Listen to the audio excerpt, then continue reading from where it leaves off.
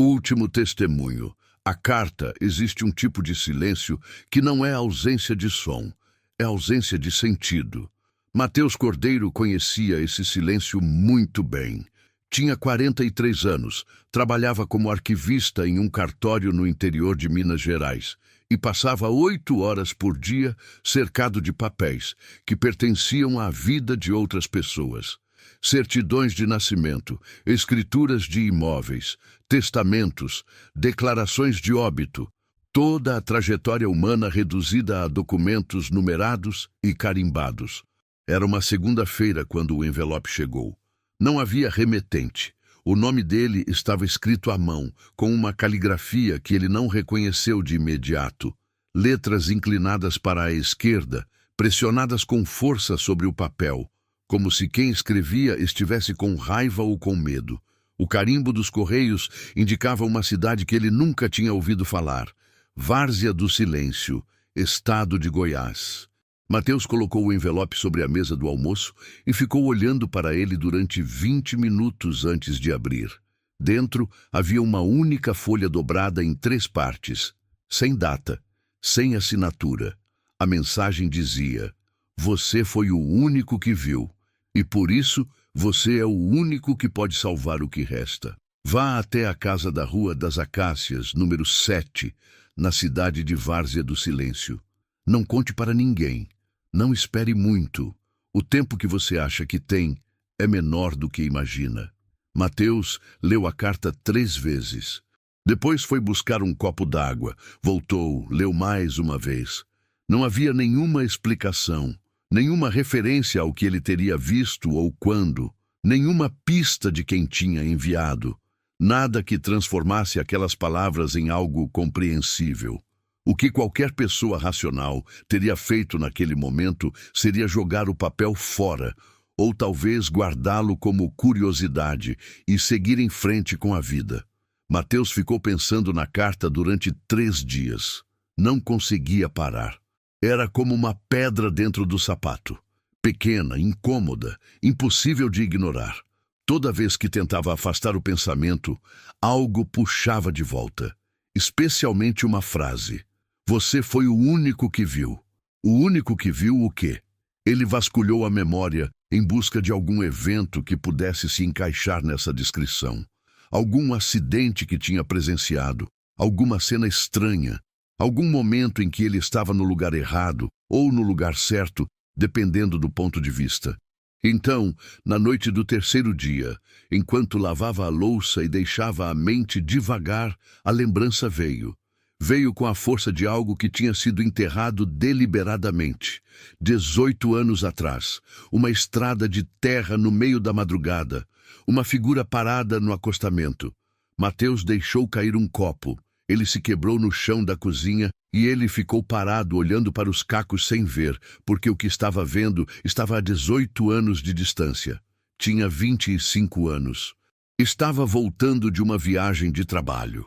Um arquivo que precisava ser buscado pessoalmente em outro município. E pegou uma estrada secundária para desviar de um bloqueio na rodovia principal. Era quase meia-noite. A estrada era escura, sem iluminação, ladeada de mata fechada dos 2 lados. Os faróis do carro iluminaram a figura antes que ele percebesse que estava desacelerando. Era uma mulher, jovem, talvez uns 20 anos. Parada no meio do acostamento de costas para ele, olhando para dentro da mata. Não fazia nenhum gesto, não tentava pedir carona, apenas estava parada. Mateus diminuiu a velocidade, abaixou o vidro.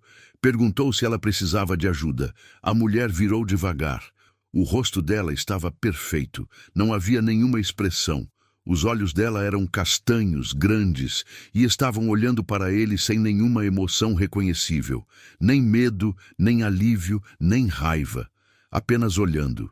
Ela disse: "Não pare aqui." E voltou a olhar para a mata.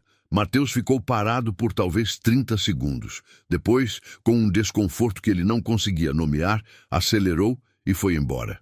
Nunca contou para ninguém sobre aquilo. Não porque fosse um segredo, era simplesmente uma coisa estranha que tinha acontecido numa noite e que não parecia ter consequência nenhuma. Ficou arquivada em algum canto da memória, como tantas outras coisas sem sentido. Mas agora estava de volta, e alguém sabia. Na manhã seguinte, Mateus pediu férias no trabalho. Tinha 14 dias acumulados. Seu chefe, um homem gordo e bem-humorado chamado Raimundo, disse que a hora era perfeita porque janeiro era sempre lento de qualquer forma. Mateus foi para casa, colocou uma muda de roupa numa mochila pequena, pegou a carta e botou o endereço de Várzea do Silêncio no GPS do celular. A cidade ficava a 420 quilômetros. Ele não disse para ninguém para onde estava indo. Várzea do Silêncio. A cidade não aparecia nos resultados principais de busca. Quando Mateus tentou pesquisar sobre ela antes de partir, encontrou apenas uma menção superficial em um site de dados municipais do IBGE. População estimada: 2.300 habitantes, área rural predominante, sem site oficial da prefeitura. Nenhuma foto, nenhum artigo, nenhuma história. Para todos os efeitos práticos, Várzea do Silêncio não existia na internet. Isso, por si só, já deveria ter sido suficiente para fazê-lo desistir. Mas Mateus era um arquivista. Ele passava a vida lidando com documentos que ninguém mais olhava, registros de existências que o mundo tinha esquecido. A ausência de informação nunca foi para ele motivo para parar de procurar. Ele chegou à cidade às 3:30 da tarde, depois de uma parada para almoçar numa lanchonete de beira de estrada, onde uma televisão velha passava um programa de auditório sem som. A entrada de Várzea do Silêncio era marcada por um letreiro de metal enferrujado, inclinado para o lado, como se alguém tivesse batido nele e nunca se preocupado em endireitar. As casas eram baixas, de cores desbotadas, com quintais que transbordavam para a calçada. Algumas tinham grades, muitas tinham cães. A rua principal tinha uma farmácia, um mercadinho, um bar com 3 mesas de plástico na calçada e uma praça com um coreto pintado de verde desbotado. Havia pouquíssimas pessoas na rua. As que estavam pararam para olhar para o carro de Mateus com uma atenção que ele achou desproporcional para alguém simplesmente passando. Não era hostilidade, era algo mais quieto do que isso, como se estivessem esperando. Ele parou em frente ao mercadinho e entrou para comprar uma garrafa de água e pedir informação. O homem atrás do balcão tinha uns 60 anos, cabelos completamente brancos e estava lendo um jornal dobrado ao meio. Sem olhar para cima, disse: "Pode falar." Mateus perguntou onde ficava a Rua das Acácias. O homem abaixou o jornal devagar. Olhou para Mateus com uma expressão que não era exatamente surpresa, mas tampouco era a neutralidade de quem está simplesmente respondendo a uma pergunta. "Qual número?" 7. Silêncio. O homem dobrou o jornal com cuidado, colocou debaixo do balcão e disse: "Sobe a rua principal até o fim. Vira à esquerda depois da igrejinha. A Rua das Acácias é a segunda à direita. O número 7 fica no fundo. Tem um portão de madeira pintado de azul." Mateus agradeceu e pagou pela água. Quando estava saindo, o homem disse, sem que ele tivesse perguntado: "Não fica lá depois que escurecer." Mateus virou. "Por quê?" O homem já tinha voltado para o lugar onde o jornal estava guardado. Não respondeu. A Rua das Acácias era um beco estreito de terra batida, ladeado por uma vegetação que crescia sobre as cercas dos dois lados, como se estivesse tentando engolir a rua. O portão azul estava exatamente onde o homem do mercado tinha dito, no fundo, depois de uma curva suave. A tinta azul estava descascando. O portão estava fechado, mas não havia cadeado. Mateus ficou parado em frente a ele por um bom tempo. A casa atrás do portão era pequena, de tijolo aparente, com uma janela na frente coberta por uma persiana de madeira fechada. O jardim estava abandonado. Capim alto, um pé de manga com frutos podres no chão, uma mangueira de jardim enrolada e esquecida perto da parede. Não havia sinal de que alguém morava lá, mas havia luz dentro da casa. Uma fresta de luz amarela escapava pela veneziana da janela. Mateus empurrou o portão. Ele abriu sem resistência, com um gemido de dobradiça enferrujada que pareceu alto demais para aquela tarde quieta. Ele caminhou até a porta. Bateu 3 vezes. Nada por quase 1 minuto. Então a porta se abriu. A mulher que estava do outro lado tinha uns 60 anos, cabelos grisalhos presos num coque improvisado, olhos castanhos grandes, e Mateus sentiu o ar sair dos pulmões, porque esses olhos ele conhecia. Eram os mesmos olhos da figura parada na estrada, 18 anos atrás. Mais velhos, mais cansados, mas os mesmos. Ela disse: "Demorou mais do que eu esperava." E abriu a porta mais largo para ele entrar. O que ela sabia? O nome dela era Conceição. Conceição Alves Drummond. Ela serviu café sem perguntar se ele queria, colocou 2 copos sobre uma mesa de fórmica pequena na cozinha, sentou-se na cadeira oposta à dele e ficou olhando para o café por um momento antes de começar a falar. "Eu tinha 22 anos naquela noite", ela disse. "Não 20. Sei que parece que tinha menos, mas a vida naquele ponto já tinha feito um estrago considerável." Mateus ficou quieto. "Eu não estava esperando carona. Eu estava esperando que você passasse. Havia 3 carros antes do seu, mas você foi o único que parou. Por que isso importa? Porque há pessoas que passam e há pessoas que param. E as que param são as que ficam, mesmo que não saibam disso ainda." Ela olhou para ele. "Você ficou 32 segundos parado antes de ir embora. Eu contei. Isso foi há 18 anos. Como você sabe quem eu era?" "Anotei a placa do seu carro." Uma pausa. "Levou tempo para chegar até o nome. Mas cartórios têm registros. E registros têm caminhos." Mateus deveria ter sentido raiva. Aquilo era uma invasão. Era perturbador. Era o tipo de coisa que justificaria levantar da mesa, ir embora, ligar para alguém e contar o que estava acontecendo. Em vez disso, ele disse: "O que você estava fazendo naquela estrada?" Conceição olhou para a janela. Do lado de fora, o sol estava começando a pesar para o horizonte, e a luz que entrava pela veneziana criava listras amarelas no chão de cimento. "Eu tinha fugido de uma casa", ela disse. "Uma casa onde eu fui mantida por 18 meses. O silêncio que se seguiu tinha textura. Mantida", Mateus repetiu. "Esse é o eufemismo mais suave que consigo usar sem que minha voz quebre. Então, vou continuar usando." Ela trouxe o copo de café até os lábios, mas não bebeu.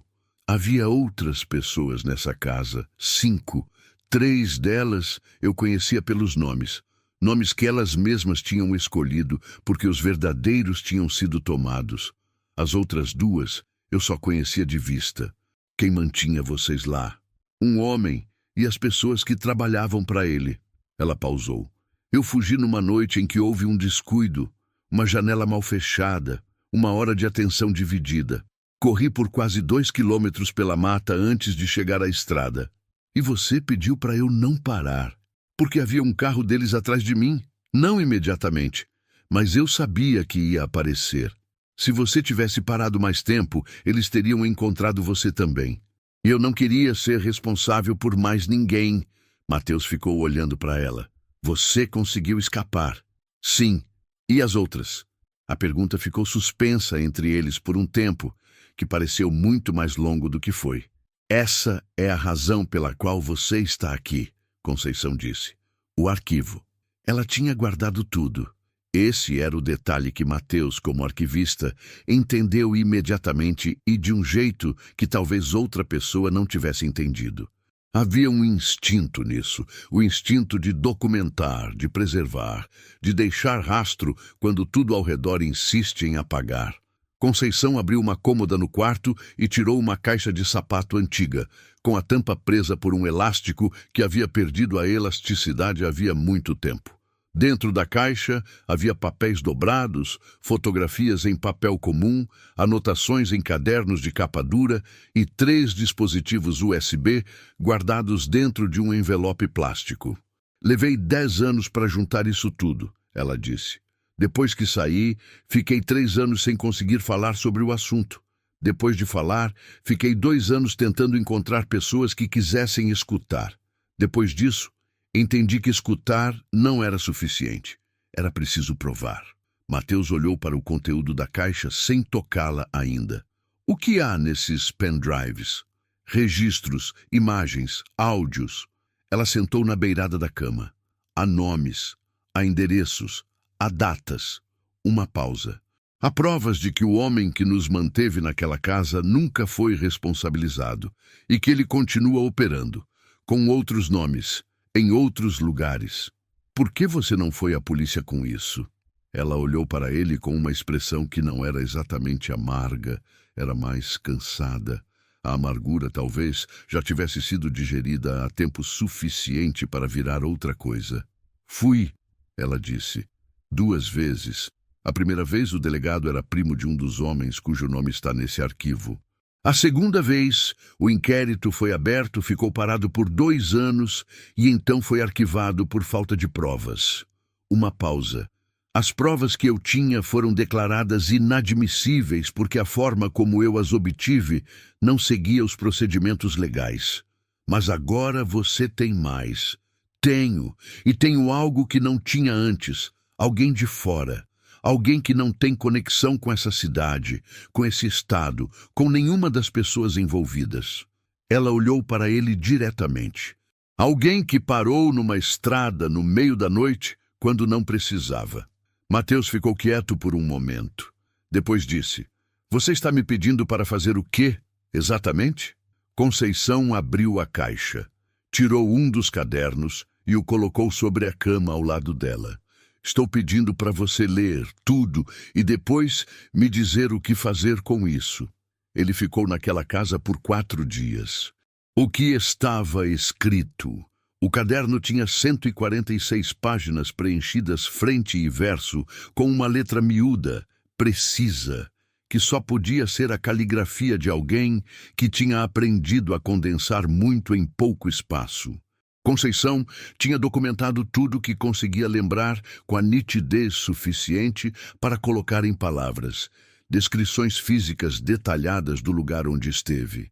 Uma fazenda a uns 30 quilômetros de onde ela havia fugido, cercada de pasto e eucalipto, com uma casa principal de 2 andares e 2 construções menores nos fundos. Nomes que ouviu. Fragmentos de conversa, referências, apelidos, alguns nomes completos, datas aproximadas de chegada e saída de diferentes pessoas. Padrões de comportamento, rotas que os carros faziam e histórias, as histórias das outras mulheres. Esses trechos eram os mais difíceis de ler. Não porque fossem graficamente violentos, Conceição tinha escrito com uma contenção deliberada, escolhendo as palavras com o cuidado de alguém que sabe que as palavras certas são mais devastadoras do que qualquer exagero. Eram difíceis porque eram precisos, específicos, carregavam a textura inconfundível da coisa vivida. Havia uma mulher chamada Vera, que tinha sido professora primária numa cidade do Paraná antes de desaparecer durante uma viagem de ônibus. Havia uma chamada Sirlene, que tinha 24 anos e um filho de 2 anos que ela não parava de mencionar. Havia uma chamada Dora, que não falava, literalmente não falava, e ninguém sabia se era porque não conseguia ou porque havia decidido parar. E havia uma chamada apenas de M, cujo nome completo Conceição nunca soube, que tinha chegado já grávida e que havia dado à luz dentro da fazenda, e cujo bebê havia sido levado na manhã seguinte sem que ela jamais soubesse para onde. Mateus leu tudo num dia e meio. Fez pausas para comer alguma coisa, para andar pelo quintal, para deixar o peso assentar antes de continuar. Conceição não forçou conversa enquanto ele lia. Ela cozinhava, cuidava das plantas no quintal, passava as tardes ouvindo rádio AM num volume baixo. Na noite do segundo dia, Mateus perguntou sobre o homem. Ele se chamava Armando, Conceição disse. Armando Sertório. Pelo menos era o nome que usava conosco. Depois eu descobri que ele tinha pelo menos 3 outros nomes registrados em documentos de estados diferentes. Você sabe onde ele está agora? tenho uma ideia. Ela foi até a cômoda, abriu uma gaveta diferente e tirou uma pasta fina. Há 2 anos ele apareceu numa reportagem sobre investimentos em energia solar no interior de São Paulo. Uma menção pequena, numa publicação setorial que ninguém lê, mas o rosto era o mesmo, o nome era diferente. Ela colocou a pasta sobre a mesa da cozinha. Dentro havia uma fotocópia em preto e branco de um trecho de revista. Uma foto de um evento corporativo. Homens de terno sorrindo para a câmera, nomes embaixo. O círculo vermelho em torno de um rosto específico havia sido feito com caneta esferográfica, com a firmeza de alguém que esperou muito tempo para fazer aquele círculo.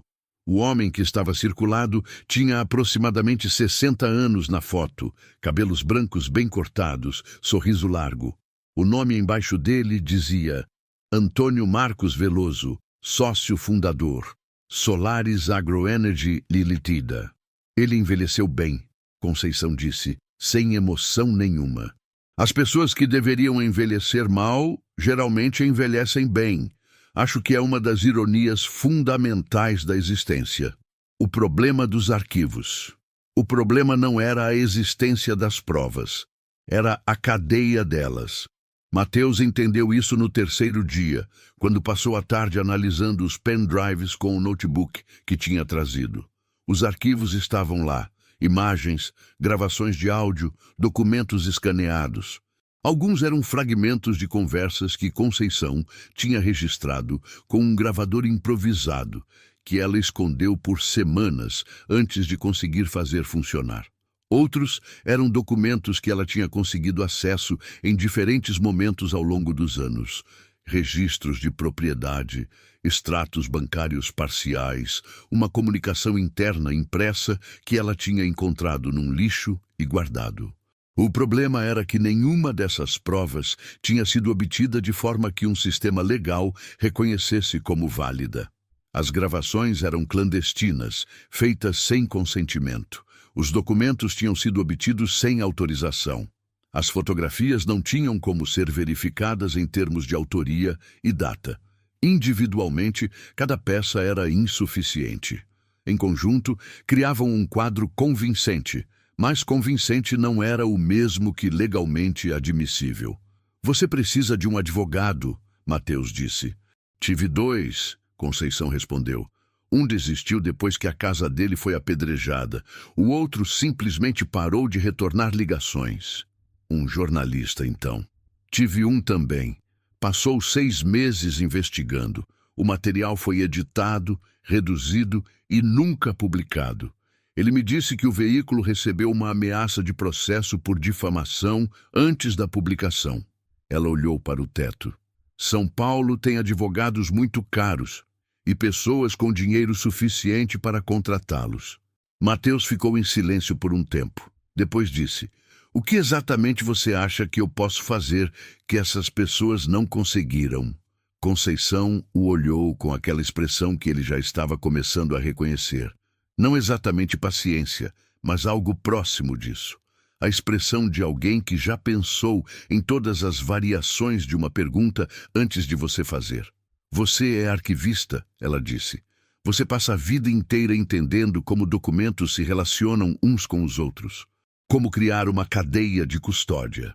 Como fazer com que informações fragmentadas formem uma narrativa coesa que resista ao escrutínio. Isso é para documentos legais, cartoriais. A lógica é a mesma. Uma pausa. E há uma coisa que eu descobri sobre o Armando. Sobre o Antônio Marcos Veloso, ou como quer que ele se chame agora, que muda a natureza de tudo. Ela foi até a cômoda mais uma vez. Desta vez tirou um envelope diferente, menor, selado com fita adesiva transparente. Abri isso ontem de manhã pela primeira vez em 2 anos. Estava esperando pelo momento certo. Dentro do envelope havia um único documento. Uma declaração manuscrita, em papel amarelado, com a assinatura embaixo reconhecida em cartório. Mateus leu. Leu de novo. Olhou para Conceição. Onde você conseguiu isso? Uma das mulheres que estava lá comigo conseguiu sair 2 anos depois de mim. Demorou mais 5 anos para ela me encontrar. E mais 3 para ter coragem de escrever isso e assinar o nome verdadeiro. O documento era uma declaração detalhada de uma das outras mulheres. Não Vera, não Sirlene, não Dora. Era M, a mulher grávida. A mulher cujo bebê havia sido levado. Ela tinha nome: Marlene Souza Pereira. Tinha endereço. Tinha testemunhado, com data, local, assinatura reconhecida em cartório de uma cidade diferente. Tudo o que havia acontecido, incluindo um detalhe que Conceição tinha omitido até aquele momento. O bebê de Marlene não tinha sido simplesmente levado. Tinha sido registrado, havia documentação, havia um nome e havia uma pista de onde esse filho poderia estar agora. Ele tem 18 anos, Conceição disse, e não sabe que existe. A decisão de Mateus. Ele saiu da casa no quarto dia, às 7 da manhã, com a caixa de sapato no banco do passageiro e uma fotocópia do documento de Marlene guardada na bolsa interna do casaco, junto ao peito, do jeito que se guarda algo que não pode ser perdido. Conceição ficou na porta do portão azul e disse apenas: "Cuide bem." Não era um pedido sobre os documentos. Era sobre algo mais abrangente do que isso. E Mateus entendeu. Ele dirigiu por 40 minutos sem destino claro, até parar num posto de gasolina vazio na beira da rodovia. Ficou sentado no carro, com o motor desligado, e pensou. O que ele tinha nas mãos era simultaneamente muito e insuficiente. Tinha provas, tinha testemunhos, tinha documentos com reconhecimento de firma. Tinha um nome, um rosto, uma empresa registrada, um endereço corporativo. Tinha a declaração de uma sobrevivente. Tinha 18 anos de trabalho meticuloso de uma mulher que havia decidido, contra toda a evidência de que o mundo queria que ela desistisse, continuar. O que ele não tinha era a estrutura para transformar tudo aquilo em consequência. Mas era exatamente isso que os cartórios existiam para fazer. Não o cartório onde ele trabalhava especificamente, mas o sistema. A rede de registros públicos, de autenticações, de cadeias documentais que tinham força legal, porque eram verificáveis, rastreáveis, impossíveis de negar. Mateus ligou o motor. Não foi para casa, foi para Brasília. Tinha um contato lá, um homem com quem tinha feito um curso de especialização em gestão documental 8 anos atrás, que agora trabalhava no Arquivo Central do Ministério Público Federal. Não era amizade profunda.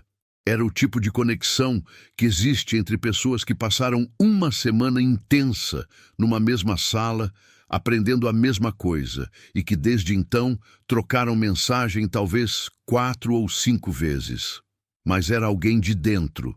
E era alguém que não tinha nenhuma conexão com Goiás, com São Paulo, com fazendas de eucalipto, com investimentos em energia solar. O nome do homem era Rodrigo Fonseca.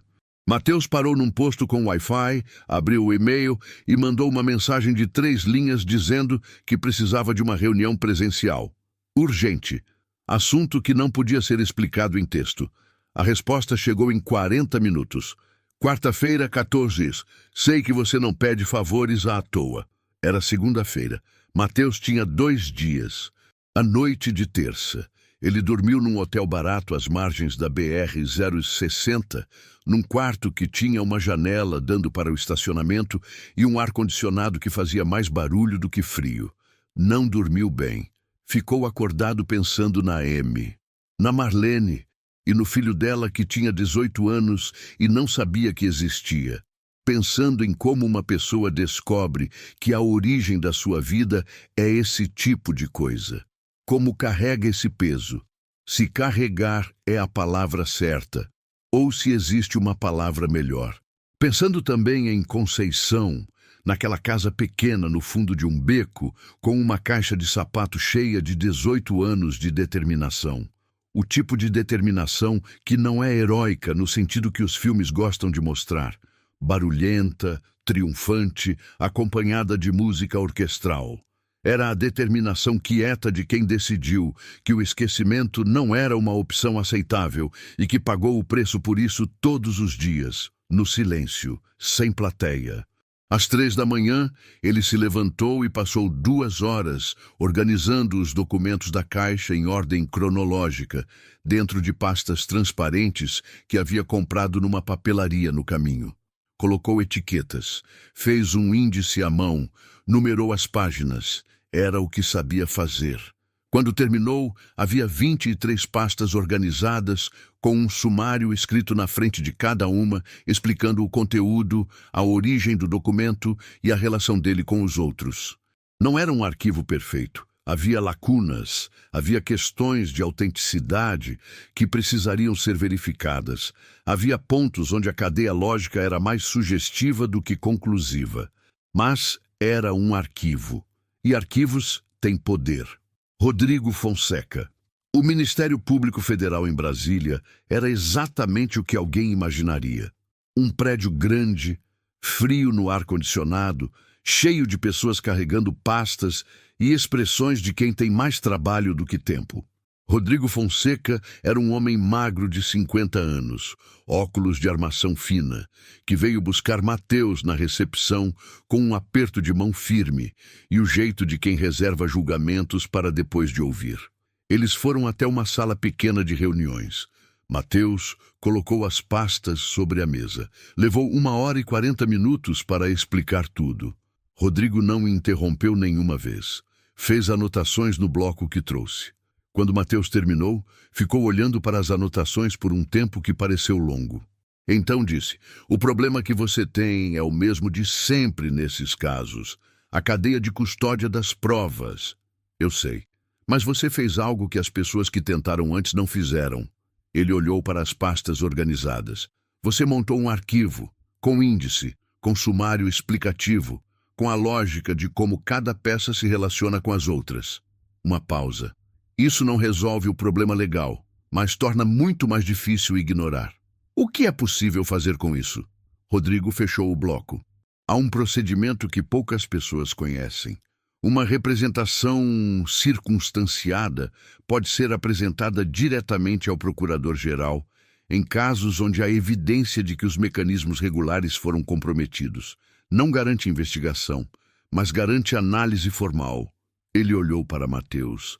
"É burocrático, é lento. Não vai parecer um resultado porque não vai haver fanfarra nenhuma, mas deixa um registro oficial que não pode ser apagado." "E o filho de Marlene?" Rodrigo ficou em silêncio por um momento. "Isso é diferente. Isso é registro civil e regular. Se as informações no documento de Marlene estiverem corretas, há como investigar através de outra via. Registros de nascimento, adoção irregular, dados de cartório." Ele olhou diretamente para Mateus. "Isso eu posso ajudar a verificar, discretamente." Mateus sentiu algo se assentar dentro do peito. Não alívio, exatamente, mas parecido com a sensação de quando um arquivo muito pesado é depositado sobre uma superfície sólida e você pode finalmente soltar. Quanto tempo vai levar? Meses, talvez mais. Rodrigo começou a recolher as pastas para analisá-las com mais cuidado. Essas coisas não resolvem numa semana, mas agora elas existem oficialmente. Esse é o primeiro passo que importa. Mateus voltou ao hotel. Sentou na cama. Ficou olhando para o teto por um tempo. Depois pegou o celular e mandou uma mensagem para Conceição. "Está em mãos de alguém de confiança. Vai demorar, mas não vai desaparecer." A resposta veio 10 minutos depois. Uma única palavra: "Obrigada." E abaixo, depois de um momento: "Sabia que era você." O que Mateus viu?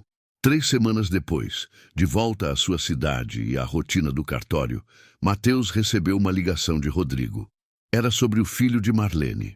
As informações no documento batiam com um registro de nascimento de 2007, num cartório do interior de São Paulo. O nome do bebê havia sido alterado no registro. Havia irregularidades que sugeriram manipulação documental, o tipo de coisa que alguém bem conectado com acesso a funcionários corruptos poderia fazer. mas a cadeia de documentos originais ainda existia, enterrada nos arquivos físicos de 2 cartórios diferentes que, por sorte ou por descuido, nunca tinham sido apagados. O nome do rapaz agora era Felipe. Morava com uma família em Campinas. Tinha 18 anos. Estava no primeiro ano do ensino médio. Rodrigo disse que havia uma forma legal de proceder, discreta, respeitosa, que garantia que a decisão seria do próprio Felipe sobre o que fazer com a informação. Mateus ficou em silêncio por um longo momento depois de ouvir isso. Depois perguntou: "E Marlene sabe?" "Ainda não. Queremos ter certeza absoluta antes." Uma pausa. "Mas parece que sim. Parece que o menino existe e que está bem." Mateus olhou pela janela do cartório. Lá fora, a rua de sempre. O mesmo fluxo de sempre. O mundo seguindo no ritmo que ele conhecia há anos. "Você ainda vai continuar trabalhando nisso?" "Sim," Rodrigo disse. "Vai ser um processo longo, mas agora temos um arquivo oficial. E oficialmente, isso não some mais." Quando desligou, Mateus ficou parado com o celular na mão por um tempo. Pensou numa estrada de terra, numa noite há 18 anos, numa mulher parada no acostamento que disse para ele não parar. Pensou em quanto tempo ele tinha ficado parado antes de ir embora. 32 segundos. Conceição os tinha contado. E nesses 32 segundos, naquele momento de hesitação, de incerteza, de não saber se o que ele estava fazendo era certo ou errado, ou simplesmente o único gesto humano disponível, algo havia ficado. Uma conexão invisível, um fio, que levou 18 anos para ser puxado. Mas estava lá. Havia sempre estado lá. 6 meses depois. A primeira coisa que aconteceu foi pequena, e aconteceu de forma que Mateus não ficou sabendo de imediato. O Ministério Público abriu formalmente uma investigação preliminar com base na representação circunstanciada. Isso não apareceu em nenhum jornal, não virou notícia. Foi um despacho interno, numerado, arquivado nos sistemas do MPF, com data, hora e a assinatura de um procurador que havia lido cada uma das 23 pastas com atenção. A investigação preliminar tinha, por definição legal, 90 dias de sigilo, mas existia. A segunda coisa foi que Rodrigo conseguiu, através de um processo cuidadoso, envolvendo 2 cartórios e um juiz de vara de família em São Paulo, verificar a irregularidade no registro de nascimento de Felipe. Era o tipo de irregularidade que sozinha não provaria nada sobre o homem de cabelos brancos numa foto de evento corporativo. Mas que dentro de um arquivo maior era mais uma pedra numa estrutura que estava sendo construída com paciência. A terceira coisa foi que Marlene Souza Pereira recebeu uma visita de uma assistente social vinculada ao MPF. Uma mulher jovem, de voz calma, que bateu na porta do pequeno apartamento onde Marlene morava há 6 anos e perguntou se podia entrar para conversar. Mateus não estava lá. Soube do que aconteceu por uma ligação de Rodrigo, 3 dias depois. Marlene havia chorado por 40 minutos. Depois, havia pedido para ver uma foto. A assistente social mostrou uma foto escolar de Felipe. Um menino de cabelos escuros, óculos finos, expressão levemente entediada, do jeito que adolescentes ficam em fotos tiradas contra a vontade. Marlene tinha ficado olhando para a foto por um longo tempo, então havia perguntado se ele tinha os olhos dela. A assistente social disse que sim. Os olhos eram castanhos, grandes. Marlene havia pedido para guardar a foto. A assistente social havia dito que por enquanto não era possível, mas que em breve, quando o processo legal estivesse em ponto mais avançado, haveria caminhos para um contato se ela quisesse e se Felipe quisesse, conduzido com todo o cuidado necessário. Marlene havia dito: "Eu esperei 18 anos, posso esperar mais um pouco." O que aconteceu com Armando? O nome Antônio Marcos Veloso apareceu pela primeira vez num processo judicial 4 meses depois do início da investigação formal. Não era o processo principal. Era uma ação acessória relacionada a irregularidades em registros imobiliários na empresa de energia solar onde ele era sócio fundador. O tipo de processo que normalmente levaria a uma multa administrativa e seguiria em frente. Mas desta vez, havia um promotor que havia sido instruído a olhar com mais atenção. E esse promotor havia encontrado, dentro do arquivo do MPF, uma representação circunstanciada com 23 pastas organizadas e um índice meticuloso. Havia também agora uma segunda declaração, de outra sobrevivente que Rodrigo havia localizado através de uma rede de contatos dentro de uma ONG de apoio a mulheres em situação de vulnerabilidade. A mulher havia se recusado a assinar qualquer documento por meses, mas quando soube que havia outra declaração já registrada, que havia um arquivo oficial, que não estava mais sozinha numa sala tentando convencer alguém que não queria ser convencido, ela havia mudado de ideia. A declaração dela era mais curta do que a de Marlene, mas mencionava um nome que a de Marlene não mencionava. O nome de um policial, de uma cidade específica, em uma data específica.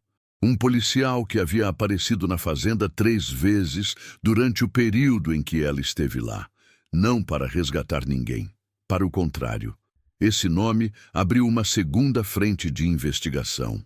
E a segunda frente de investigação começou a revelar uma estrutura que era mais ampla do que qualquer coisa que Conceição havia imaginado quando começou a montar sua caixa de sapato. Mateus ficou sabendo de tudo isso em partes, ao longo de semanas, através de ligações de Rodrigo que geralmente aconteciam tarde da noite, quando o escritório estava quieto e ele podia falar sem ser ouvido. Cada vez que Rodrigo ligava, havia algo novo, não necessariamente positivo. Havia também retrocessos, documentos contestados, um advogado de defesa agressivo que tentou desqualificar as declarações com base em inconsistências menores. Havia momentos em que parecia que tudo estava prestes a desabar, mas o arquivo existia. O arquivo era oficial. O arquivo tinha data, número de protocolo e assinatura. E isso, como Mateus sabia melhor do que qualquer pessoa, é o que separa uma história de um fato. A conversa final com Conceição. Mateus voltou à várzea do silêncio 7 meses depois da primeira visita. A cidade parecia igual.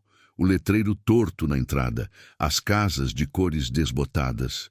O homem do mercado, que desta vez não levantou os olhos do jornal e não disse nada quando Mateus passou. O portão azul estava no mesmo estado, a tinta descascando nas mesmas partes, a dobradiça gemendo da mesma forma. Conceição abriu a porta antes que ele batesse. Eu vi seu carro pela janela, ela disse. O café estava na mesa. A rotina deles, que existia há apenas uma visita e já se sentia como rotina, se reinstalou naturalmente. Mateus contou tudo, a investigação, as declarações, o processo, a segunda frente, o promotor, os progressos e os retrocessos, o nome do policial. Conceição ouviu tudo sem interromper, com as mãos em volta do copo de café, olhando para o centro da mesa.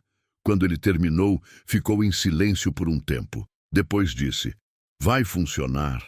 Era a pergunta que ele sabia que ela ia fazer e que ele havia passado semanas pensando em como responder. Honestamente, não sei. Ele pausou.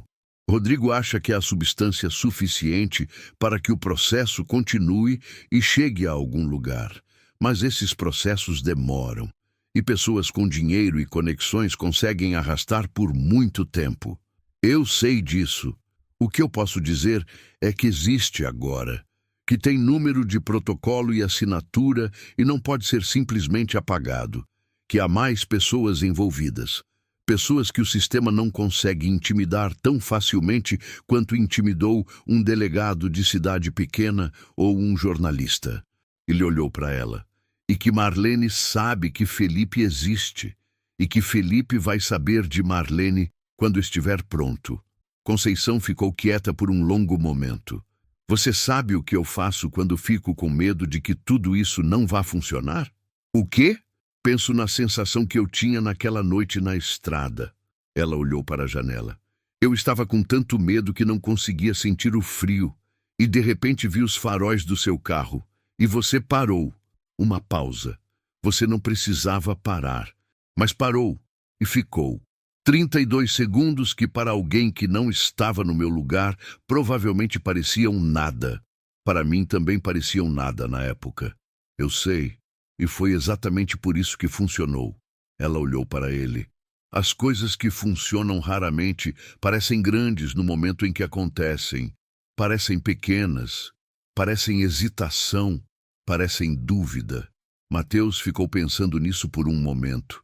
Você não teve medo de me enviar aquela carta? Tive. Um pequeno sorriso.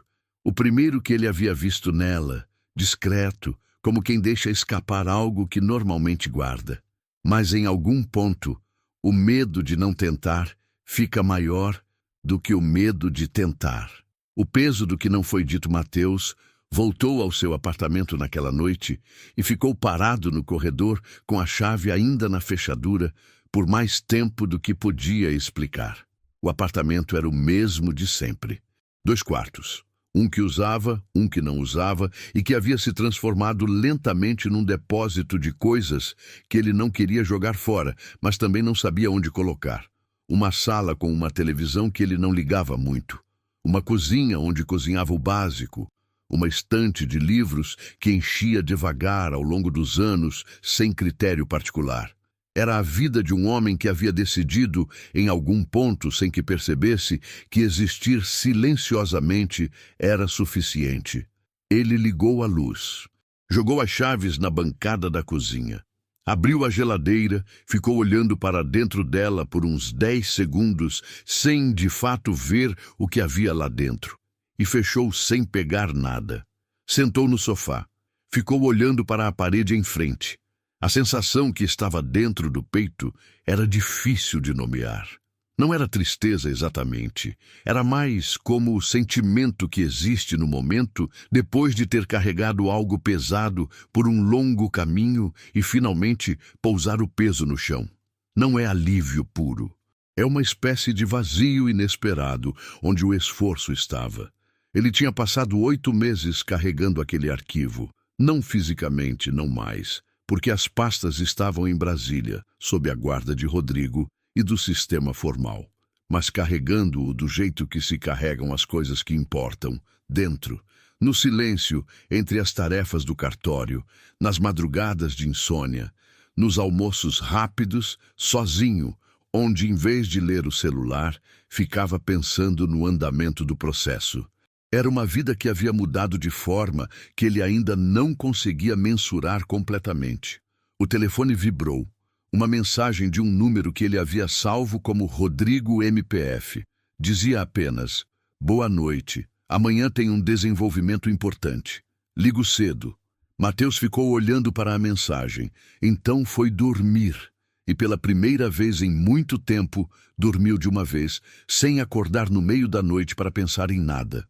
Rodrigo ligou às 8h15 da manhã. Uma terceira sobrevivente entrou em contato, ele disse, sem preâmbulo.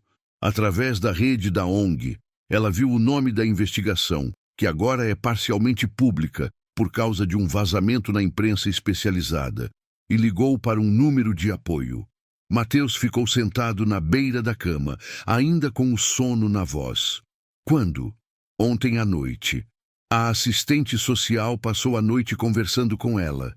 Ela está em Fortaleza. Seu nome é Jacinta. Uma pausa. Ela quer depor. Ela tem informações novas? Tem algo que nenhuma das outras tinha. Rodrigo pausou de um jeito que Mateus já reconhecia. A pausa de quem está pesando as palavras antes de soltar. Ela manteve contato com alguém de dentro. Alguém que ainda está vinculado à estrutura.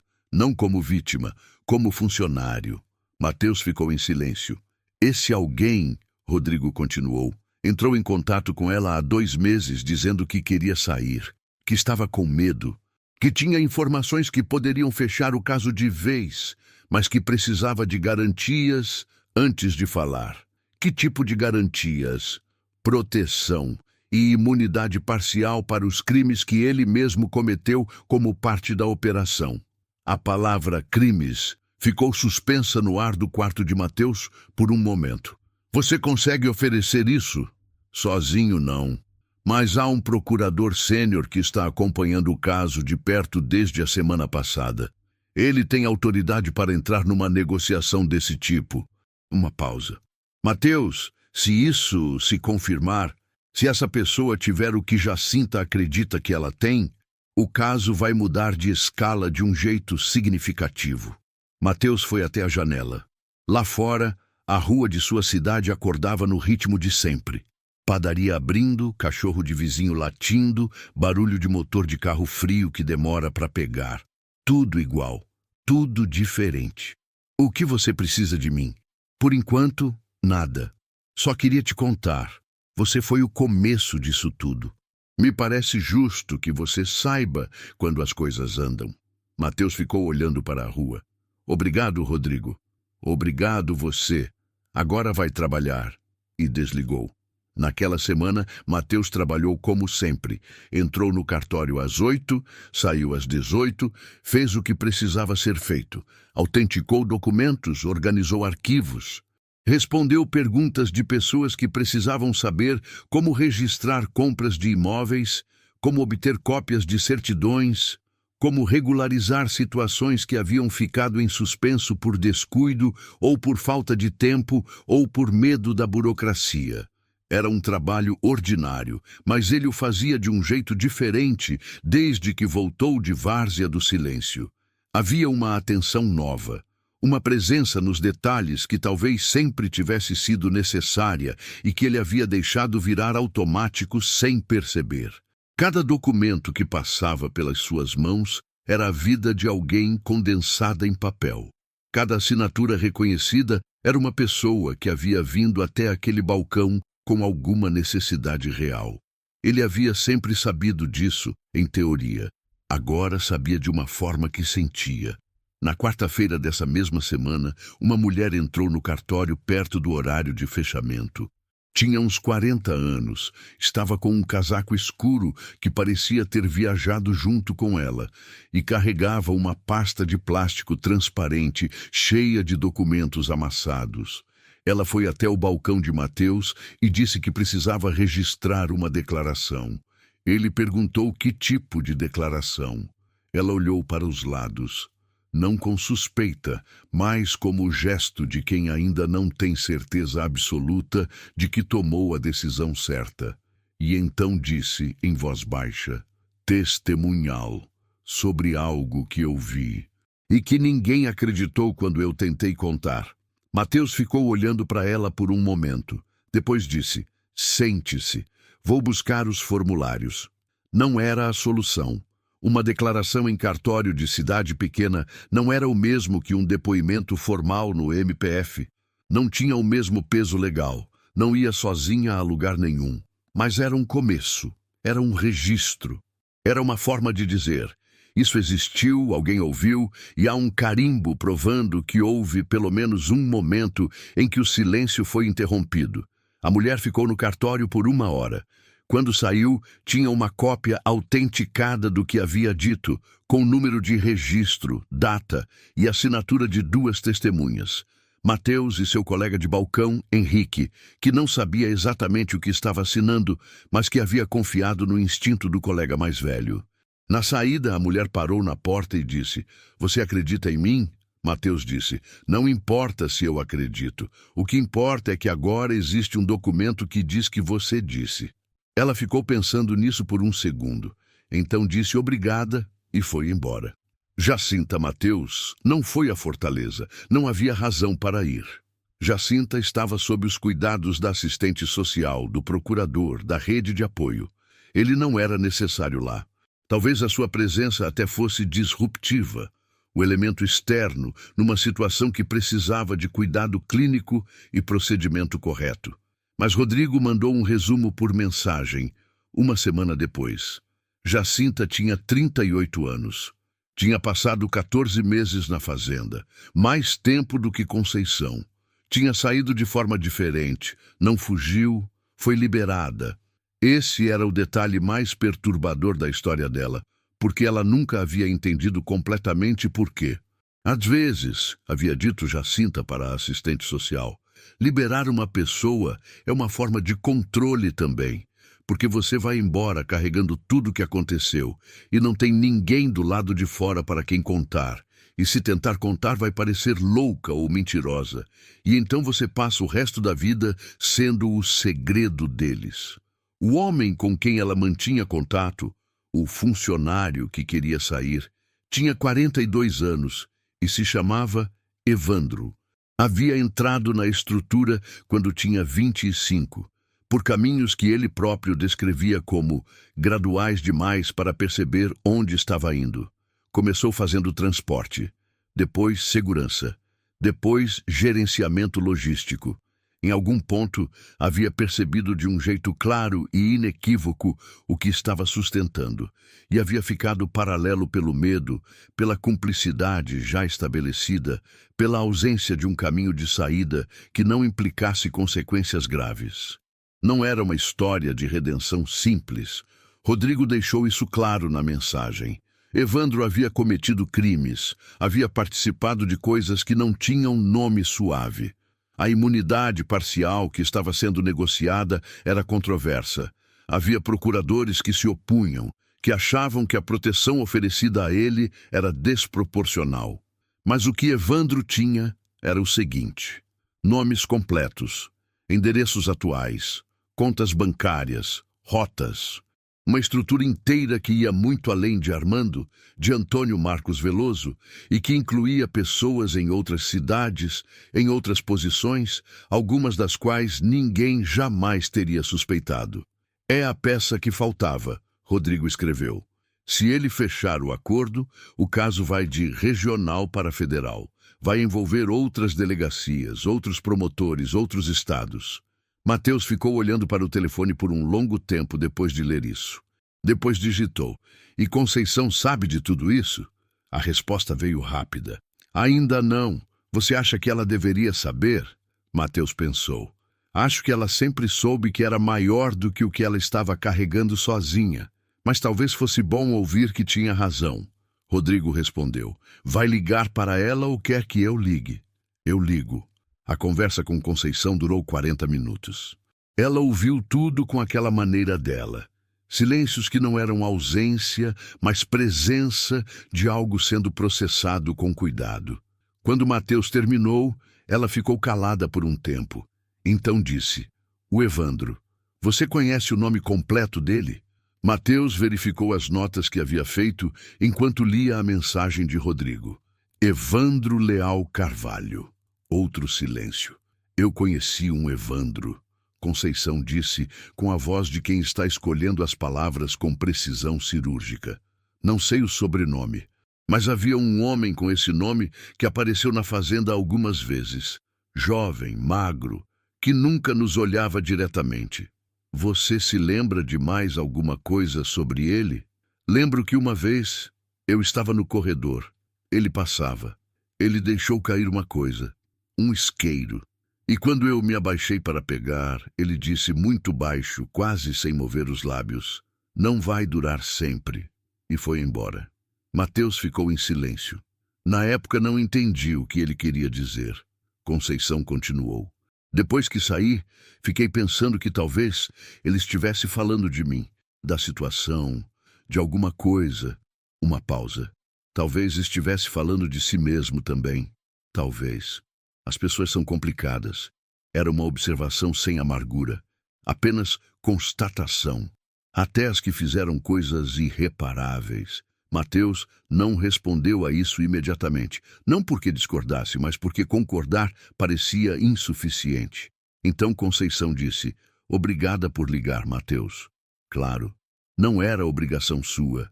"Eu sei." Uma pausa. "Você está bem?" ela perguntou. A pergunta o surpreendeu, não porque fosse inesperada, mas porque percebeu que ninguém tinha feito aquela pergunta para ele em muito tempo. Não daquele jeito, com aquele peso específico. "Estou", ele disse. E era verdade, de um jeito que levou um momento para verificar internamente. "Bom", Conceição disse. Às vezes, as pessoas que ajudam esquecem de fazer isso. O arquivo que cresce 2 meses depois do depoimento de Evandro, que aconteceu, que foi gravado, que produziu 47 páginas de transcrição formal e resultou num acordo de imunidade parcial assinado e homologado. A investigação, que havia começado com 23 pastas numa caixa de sapato, havia crescido para algo que ocupava 3 andares de um sistema de arquivos digital do MPF e envolvia 8 estados diferentes. Rodrigo ligou numa tarde de sábado, fora do horário de trabalho, o que já indicava que era algo fora do comum. A imprensa vai publicar amanhã, ele disse. 3 veículos, coordenados. É a primeira cobertura pública ampla do caso. Mateus sentiu algo no estômago que não era exatamente nervoso e não era exatamente alívio.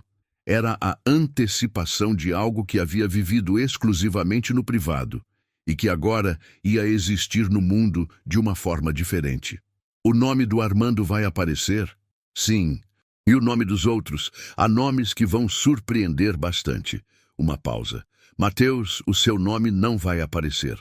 Concordamos com os veículos que as fontes que foram instrumentais no início da investigação seriam protegidas. Você não vai ser citado.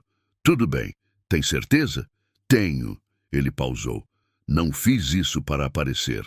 Eu sei, Rodrigo disse, mas achei importante deixar claro que foi uma escolha, não uma omissão. Mateus ficou um momento em silêncio. O nome de Conceição vai aparecer? Ela foi consultada. Ela pediu para ser mencionada, pelo nome completo. Uma pausa. Disse que passou tempo suficiente sendo invisível, que agora queria que o nome dela existisse junto com o que ela fez. Mateus fechou os olhos por um segundo. Conceição Alves Drummond. No dia seguinte, quando as reportagens foram publicadas, o nome dela estava no 2º parágrafo da principal delas. Numa frase limpa, sem sensacionalismo, que dizia simplesmente que uma mulher chamada Conceição Alves Drummond havia passado 18 anos reunindo provas sobre uma estrutura criminosa e que, com o apoio de pessoas comprometidas com o processo legal correto, havia conseguido transformar essa documentação em base para uma investigação formal que estava em curso.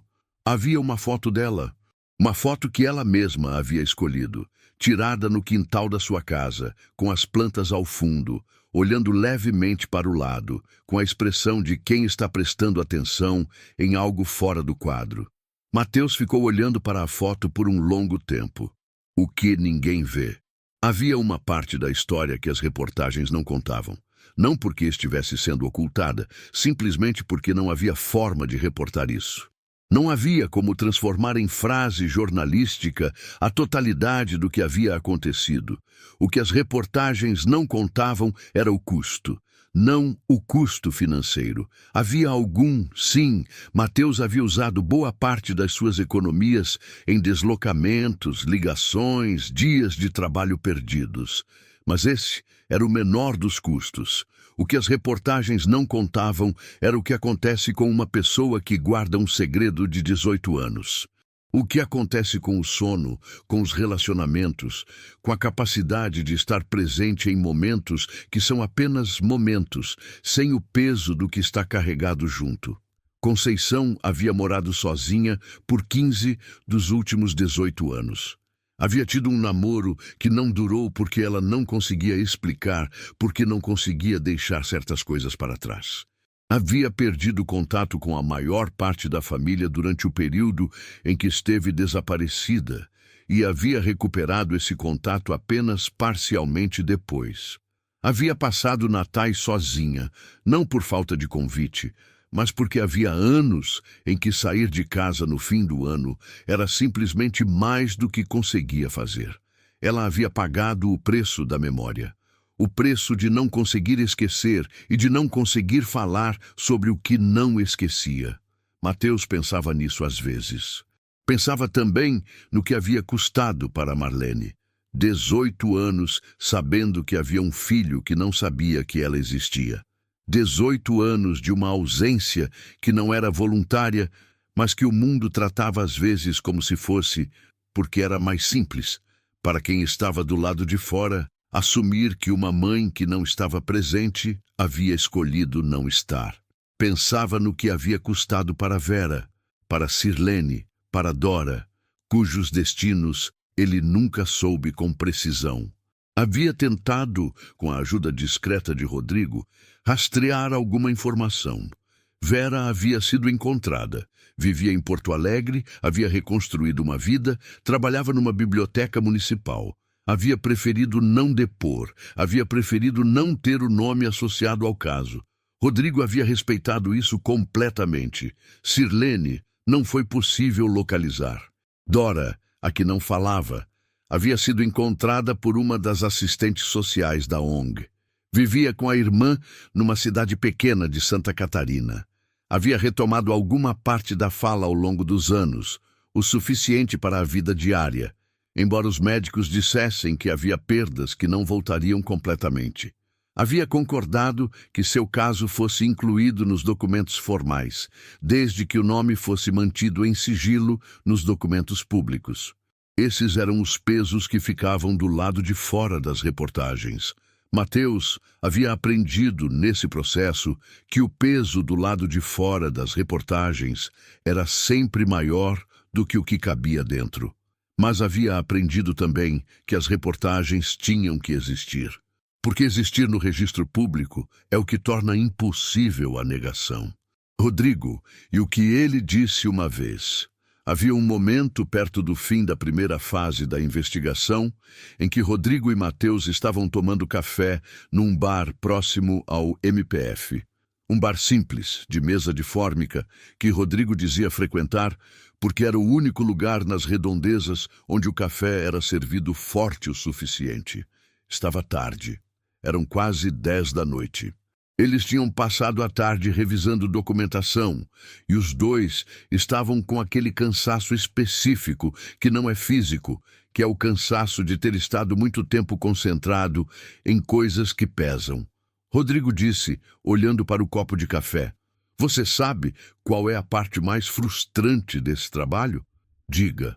A maioria dos processos que deveriam terminar num julgamento condenatório acaba terminando de outras formas. Acordos, prescrições, recursos que arrastam por anos até que as provas envelhecem ou as testemunhas morrem ou alguém muda de ideia. Ele olhou para Mateus. "É muito raro que o resultado seja o que você imaginou quando começou." Mateus ficou em silêncio por um momento. "Então por que você continua?" Rodrigo ficou pensando, não de forma demonstrativa.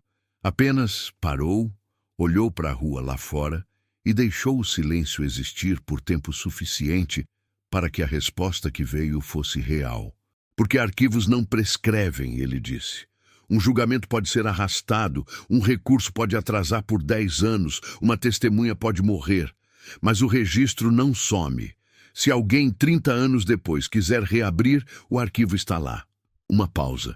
"Às vezes trabalho pensando não na geração que vai resolver o problema, mas na geração que vai ter as ferramentas certas para resolver, porque alguém antes deles teve o cuidado de guardar."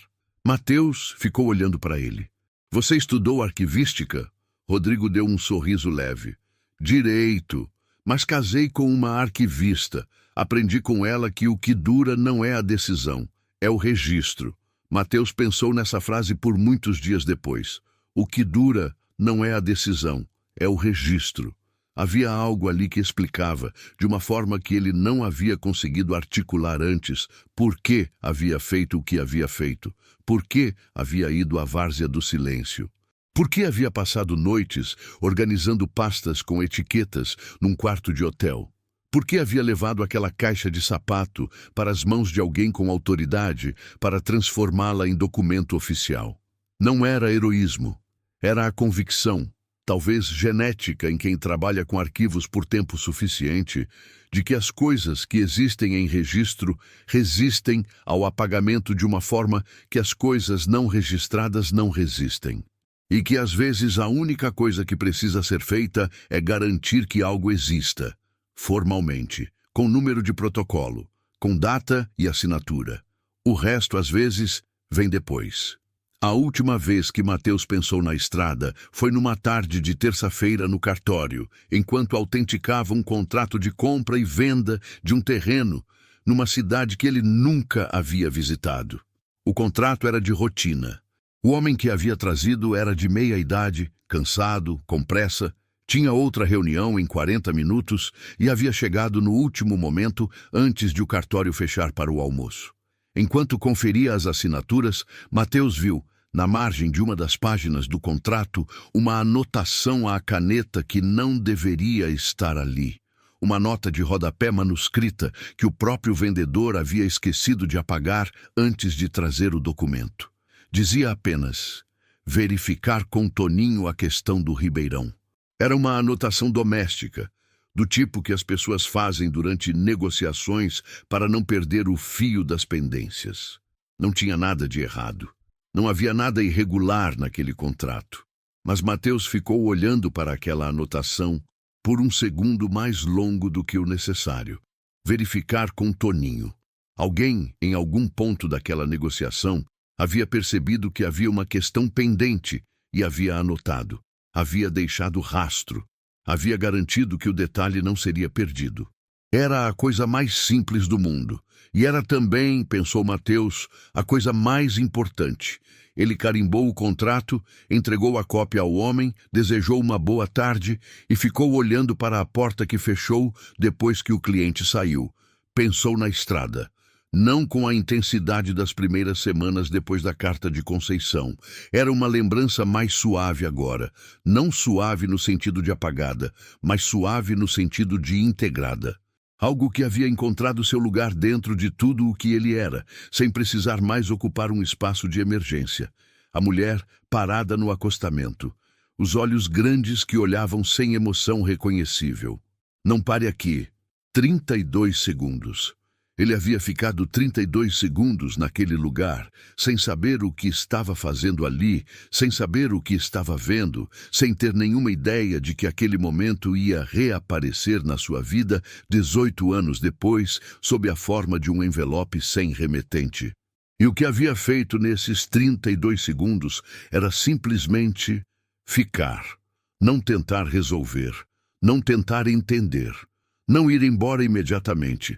Apenas ficar por tempo suficiente para que outra pessoa soubesse, sem que nada fosse dito, que havia ali um ser humano que havia parado. Às vezes, pensou Mateus, é tudo o que é preciso. Às vezes parar e ficar, mesmo por 32 segundos, mesmo sem saber porquê, mesmo indo embora depois sem resolver nada, é o gesto que sustenta outra pessoa por tempo suficiente para que ela faça o que precisa ser feito. Ele foi buscar o próximo cliente. A tarde continuou. O cartório ficou aberto até às 18. E Mateus Cordeiro, arquivista, passou o resto da tarde fazendo o que sempre havia feito, garantindo que as coisas que precisavam existir em registro existissem. Com número, com data, com assinatura, com a certeza tranquila de quem sabe que o que é guardado com cuidado não desaparece. 1 ano depois. O processo formal contra Antônio Marcos Veloso foi aberto 12 meses e 11 dias depois da tarde em que Mateus Cordeiro entrou numa casa pequena em Várzea do Silêncio e ouviu, pela primeira vez na sua vida adulta, o silêncio de alguém que sobreviveu a algo que o mundo preferia não saber que tinha acontecido. Não foi um processo simples. Não foi rápido. Não aconteceu da forma como os filmes mostram, sem discurso dramático num tribunal, sem reviravolta de última hora, sem momento catártico de câmeras na porta de uma delegacia.